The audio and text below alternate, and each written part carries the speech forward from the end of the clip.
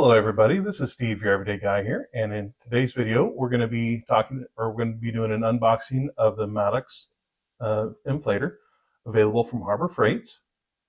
So before we do that, go ahead and hit that like, and if you haven't hit subscribe yet, do hit the subscribe button. That really helps me grow the channel. I also leave a comment if you enjoyed this video. I want to know the kind of videos you guys like so I can make more of those videos, because that way it makes it worthwhile for both me and you. So before we get started, let's watch this intro, then let's get into it. Product reviews and unboxing brought to you by Everyday Guy. All right, so we've got the Maddox inflator. This is a 12-volt high-performance inflator. It is 3 cubic feet per minute with output tires from 10 to 30 PSI in 2 minutes.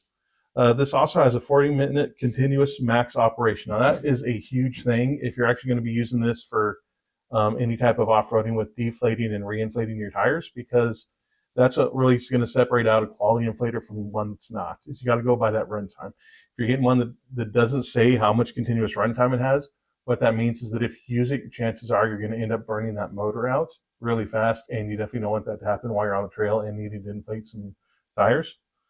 So that was one of the reasons I got it. Some other nice things is this has a 24-foot quick coil hose, a 10-foot cord, and it does connect directly to the battery.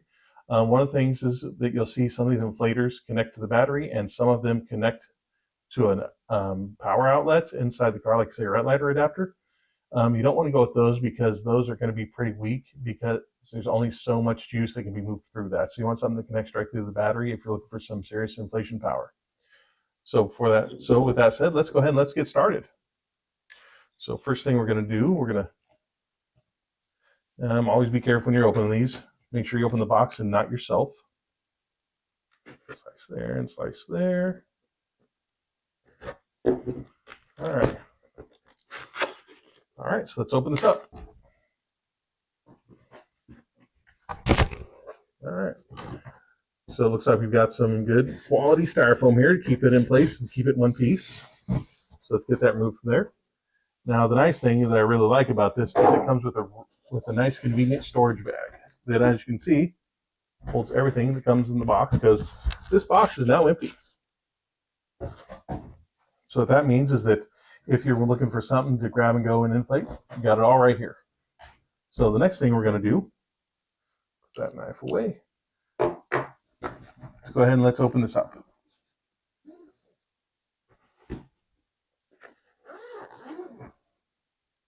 So inside the bag, this is going to be our inflation hose. One of the things I noticed right away is these are not the standard nipples that I'll see for inflating or for air hose connections. A little disappointed about that, because that means that's the type of connection I need to get for my other stuff. Let's see what else we have in here. Here we have looks like we've got some nozzles and a needle right there for inflating balls. And of course we got our user's manual. And here we have our air pressure gauge, which takes that same type of air connection. And then, the nice thing is this will actually screw right onto the tire. So what that means, though, is that if this screwed on there pumping it up, you need to pay attention, or else you're going to overflate it and not even notice. So let's set that aside. Now, all right, so I believe we have our air pump here, and make sure that's everything that was in the bag. All right, let's set that aside. So next we have our airflator.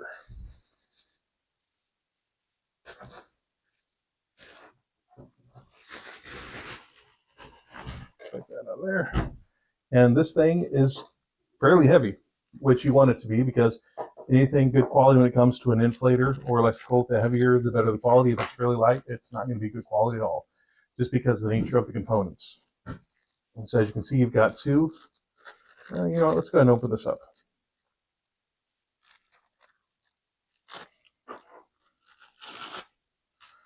So here we have two insulated clips that'll go right onto the battery. Now this looks like it came off a little bit, so let's just see. All right, that's just a little rubber protection thingy, so that went right back on, no issue. So these will clip onto the battery, and here's your 10-foot worth of power cord. And as I stated, you want something, if you're looking for something high powered with rapid inflation, it has to connect directly to the battery. It cannot go through a ladder adapter. If it has a ladder adapter and says rapid inflator, they're lying to you. It is not a rapid inflator. One thing I like about this, let's see if we can tilt it up so you can see it, is that right here, got a waterproof on and off switch. So that way, even if it's raining out, you can safely use this and not have to worry about anything bad happening. Of course, here's the initial hose that's connected to it. And here you've got your extension hose. You'll see this goes right onto there. Really smooth operation there. I really like how easily that goes on and off. For those of you that, I don't know if you can see that, if you can see this right there, this type of end, if you know what that is, put that in the comments section, because I'd like to kind of get a couple of those, just so I can have some different options for connectors. So if you know what those are, please put that in the comment section. That way I can buy some more. Now, the next thing we're going to look at here is, looks like here's your safety release valve. And that's really kind of all that goes to it. I mean, there's not a whole lot to it. It's an inflator. It looks like an overall good product. What inflators have you guys used in the past? What were some good ones that worked for you? Have you owned this one before? How long did it last for you? The reality is that something like this is not going to last you forever, but some of them will last you much longer than others. The reason I say it's not going to last you forever, first of all, it is a compact size. It's meant to be portable. You can get some compressors or inflators that last you a really long time, but they're not going to be as small, as compact, and they're definitely not going to be as affordable. So, but I think I'm going to get some pretty good years use out of this. And, I think next what we'll try to do is we'll go outside and we'll see how quickly it inflates a tire. All right, so here I'm set up outside. I'm going to test on my spare tire. The reason is I recommend you test on your spare tire before you try to use it in real life, is because if it doesn't properly inflate your spare tire, you have 4 good tires. If you end up on the trail and you decide to use it for the first time, you try to inflate your tires, you have however many flat tires you had to begin with. So what I've done is I've aired my tire down to 20 PSI because I don't have bead lock, so when I'm on the trail, that's what I'm going to be airing my tires down to. I don't want to go further past that just because I don't want to separate my bead from my rim out there and be out of luck. So since we've got it air down, hooked up, what I'm going to do is I'm going to switch the compressor on. Let's see how long it takes it to get up to where.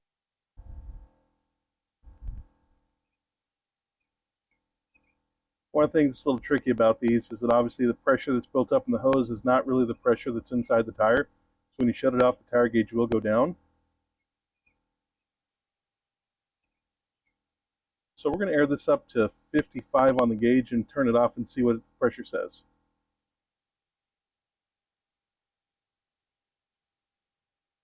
The gauge says 45 now.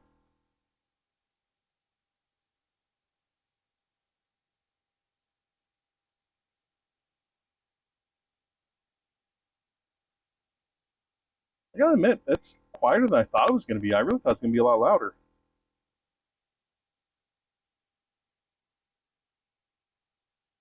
One thing you want to be careful about when you're airing these up is that you're not putting stress on the valve stem. The last thing you want is a leaky valve stem while you're on the trail. There's 50.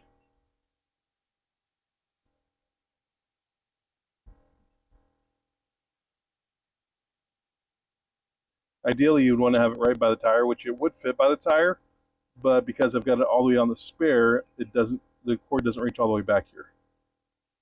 All right, so the gauge now reads 55. Let's power see where we're at.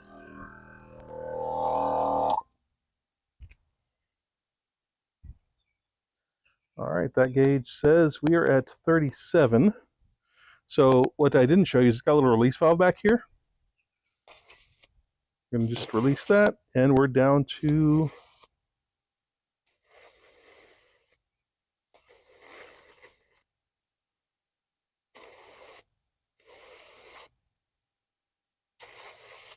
35. All right, let's check that with the tire gauge and see how close we are. All right, I misread the gauge, and what I read is 35 is actually 40, so I'm going to release another 5 PSI out of there.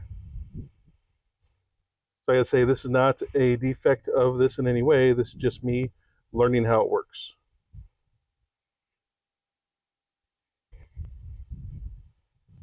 Really do like this deflation gauge here, or option back here. That makes it a lot easier to use.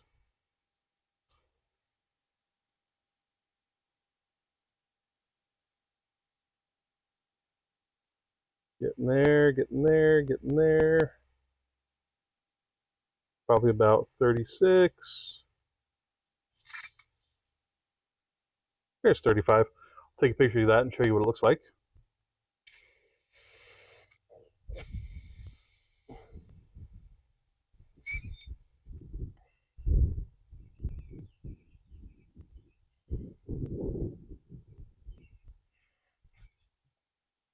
All right, so now that we've got it deflated about 36, 35, what we're going to do, let's go ahead and take this off.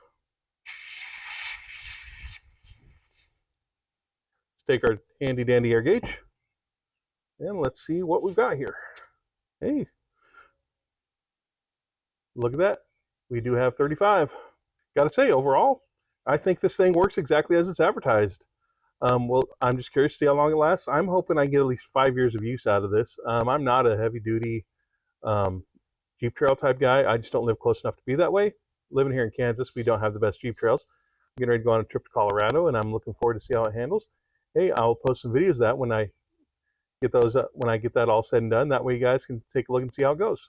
Well, everybody, thank you for watching the video. If you haven't subscribed, go ahead and subscribe now. And please hit that like button if you haven't already, because I'm trying to grow my channel, get you some content that you guys like. And I really appreciate everything you guys do for me and taking time to watch my video. And once again, this is Steve, your Everyday Guy, and I will catch you on the next one.